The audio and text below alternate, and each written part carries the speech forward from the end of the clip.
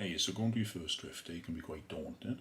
So I'm going to run through a few things that you need to take with you and take into consideration before doing your first drift day. Also, how to find the venues for you to drift. Right, so the main things I check before I go on a drift day is my oil level, and obviously top up accordingly. I've got an aftermarket Mishimoto rad with an expansion vessel. It's a bit harder on this one because it's got this dipstick, and you've got to check it when it's cold, and it's not the best to read, but still you've got to check that. It's quite important with BMWs because they're known as kettles because they always boil over. And also brake fluid level. So mine is just above the half, so that's fine because it's within the max and the min. So after that, I check my wheel nuts, coilovers, the engine mounts, rear subframe bolts, just anything that could have worked loose on the last drift day, so then I don't have any problems on my next one. And the last thing I do is check the tyre pressures on the wheels that are on the car prior to going to the event, and I get fuel on the way. If you're England way, another really good place for learning is Santapod, the drift what you bring days.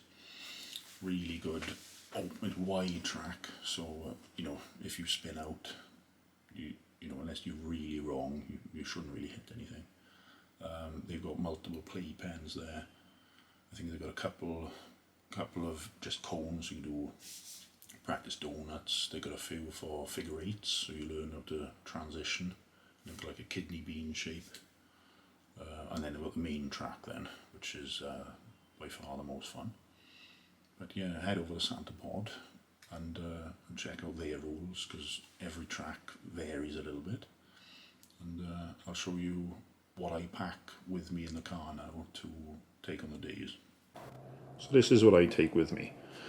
You don't need a great deal of things, but I take a good socket set, 12 volt tyre inflator, so you can plug that into your cigarette lighter in car, jack, axle stands, big bar, tightening your wheel nuts, spare engine oil, gearbox oil. I take power steering oil and brake fluid, zip ties in case you have a fail. And then just a big container to keep it all in, because I drive this the drift days and there's nothing worse than tools flying about. And after you've loaded that lot up, the last thing then is your spare wheels and tyres. So I take 4 spare wheels, so a complete set, and then I take anywhere from about 10 to 12 spare tyres for the day, and that lasts me all day. I haven't once gone through the full 12 yet. I'm located in South Wales, and the closest track for me is Pembery circuit. There's 2 tracks down there if you don't know it. One is the main circuit, which you need a cage to go on, and then you've got the other kart track then, which is where they hold all the practice days on. If you head over to the Drifting website, you can see all the rules and regulations there for you as a driver and your car to attend the drift day. Run through a few now. All drivers got to attend the briefing and sign on. Basically, in the briefing, they'll run through all the flags, you know, what they mean, the track layout. Are you going anti-clockwise, clockwise? You know, just all that basically. You've got rules then for the driver. So all drivers must wear helmets at all times when on track. All drivers must wear overalls all times on track. And all your tyres are going to be taken home with you.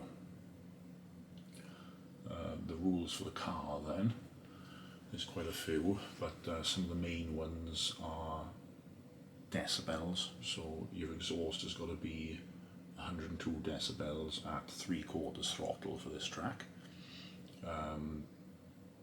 no fluid leaks.